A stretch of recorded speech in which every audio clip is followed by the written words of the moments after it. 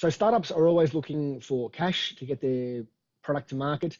There's a grant from the New South Wales government called the MVP grant, and that provides $25,000 to help get your proof of concept to the minimum viable product stage. I'm joined by an expert on the MVP grant, Jonathan Chuck. Good morning, Jonathan. Good morning, Ben. How are you? Good. So I hear you know a lot about the MVP grant. Tell me a bit about your experience. Sure. Yeah. I used to work for Jobs in New South Wales, and I was part of the startups team over there. And at that time, the team was managing two grants, one of them being the MVP grant, obviously, and the other one is Building Partnerships grant. And during my time, I spent 18 months there, and I have probably gone through over 500 grant applications in detail, and worked very closely with some of these founders in going through the applications and getting access to government funding. So that's how I got my experience in working with the MVP grants. So you must have a good insight as into what makes a successful application or a successful applicant for that matter. Can you tell me some of the tips that you'd like to share around that? Sure. Okay, where should we start? I guess we start with what's the best time for a startup to actually apply for the MVP grant. I get asked a lot on that question. So basically, there are a number of applications that we receive are literally idea on a napkin, which that's fine. You should start with the process when you come up with an idea. But the sweet spot actually is you have an idea, you actually went out there, do a lot of customer discovery, problem validation, you do customer interviews, you push out landing pages, push out propositions, get some feedback, reiterate your core value proposition, and ideally you might have build a little bit of traction, or if you're in B2B, you might have started conversations with strategic partnerships and building channels for market. So that's probably where the sweet spot is, and you have already pushed out some broken stitch up kind of solution to test out whether the customer is actually using your product. And now you're at a time where, okay, we've figured out so much, we need to build a better product, and that's your the first more complete MVP. And this is probably where the sweet spot is in applying for the grant itself. So do you think if I've come up with a great idea for an app, I could get this grant? If it's just an idea, probably not. That's very rare. Usually you would have nurtured and finessed a lot of things about the idea. You have more insights into your customers, at the actual problem that they have. A lot of the applications that we get, back then, is there's solving a big problem, but there's no insights into a particular subset of the problem. Like we can try to solve big problems, but the solution doesn't come at once. Like you don't have that kind of big solution day one. So what we're looking for is a particular small problem that you can start off with. You have already built traction around that, build momentum around that. You really understand a segment of your customers, and providing them a good solution, and you can do that really well. Tell me about what sort of traction or momentum you want to see. I'm assuming doesn't mean a sale. What could that mean for a startup for traction? It could mean that you have already built a Facebook group that has a lot of users on there. It doesn't mean that you have already started charging people for a particular solution, but you have engaged with that problem or that topic for an extended period of time, and you have already got buy-in from your customers. They know exactly what their problems are, and you have kind of worked out the problem solution. But you don't necessarily have to have the product market fit yet, which is that's what the whole grant is for, to build that first product, so you can go to market and test out different business models. But ideally, you would have your problem solution fit. So it's more about me having an idea. I've actually got to go and validate that with the market in some manner. That's correct. So getting that interest from the market, do you get letters of support? How do we demonstrate that?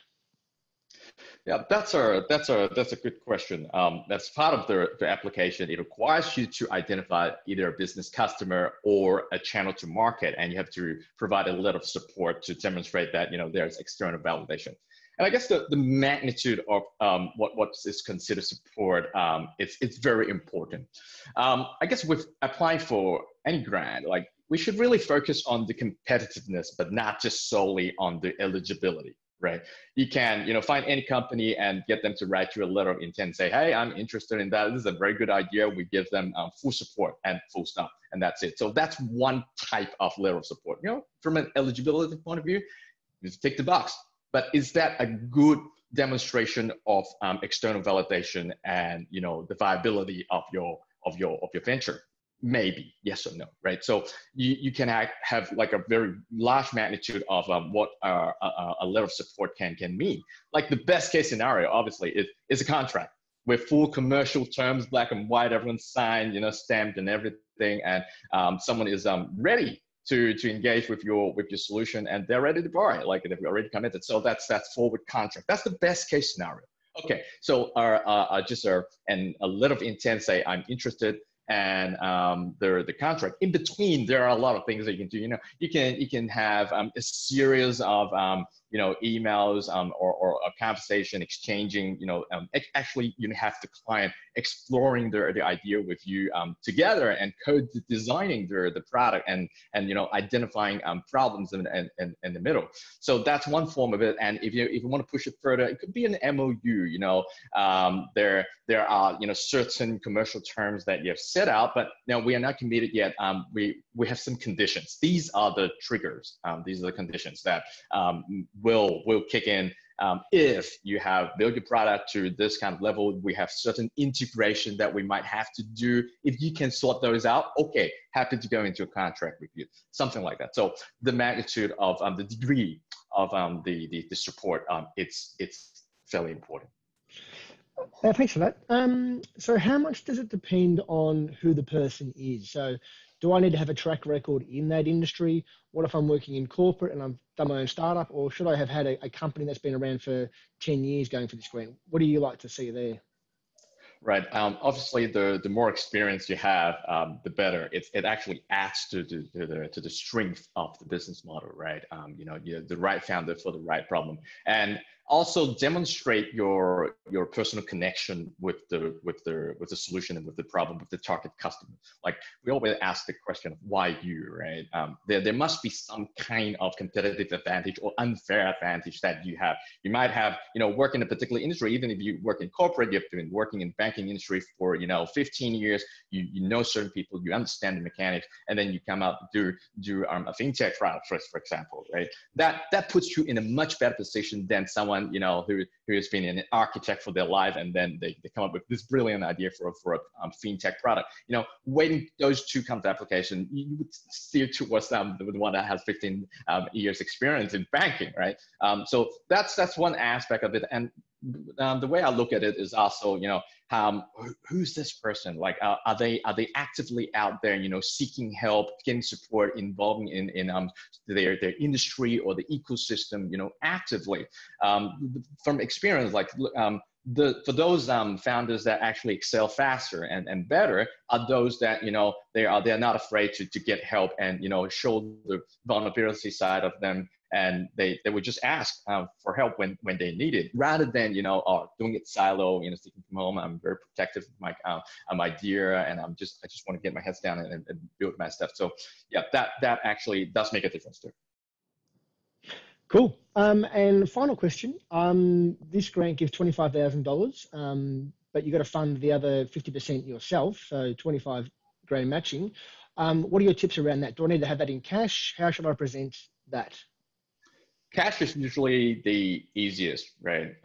So I'm considering, like most startups, you have a co-founder, right? So that's $12,500 each. Okay, can come in a savings in the form of even credit card loans or your mortgage offset account or whatever. I do strongly suggest that any founder going into a venture, you invest a little bit of your own money in there. I've seen so many founders, they have this brilliant idea to come out and say, okay, I've mapped out everything, and I need $50,000 or $100,000 or whatever, right? I just need that money. And I go, oh, so have you invested any of the time and money in there? No, I'm not gonna do that. Oh, I don't buy. Like, from an investor point of view, like if you have put your life saving in there, like that makes me feel so much better, right? You're committed, right? If you have a reluctance of putting your own money in there, then there are certain questions that are in my head of whether you're so committed. Like, what if things go south? Then how are you going to ride through that wave? Like, in the current situation, like there are a lot of founders who have given up. For those who are still doing it, are those that are fully committed. So that's one way of doing it, and of course, like friends and families and fools that's and other very very common channel in putting that $25,000 together. And the other scenario that we see very often, and also an angry investor giving you a term sheet. Okay, here's $25,000, and that survives as our supporting document as well for the grant. Excellent thank you for those insights, Jonathan. Pleasure having you here. My pleasure too. Thanks, Ben.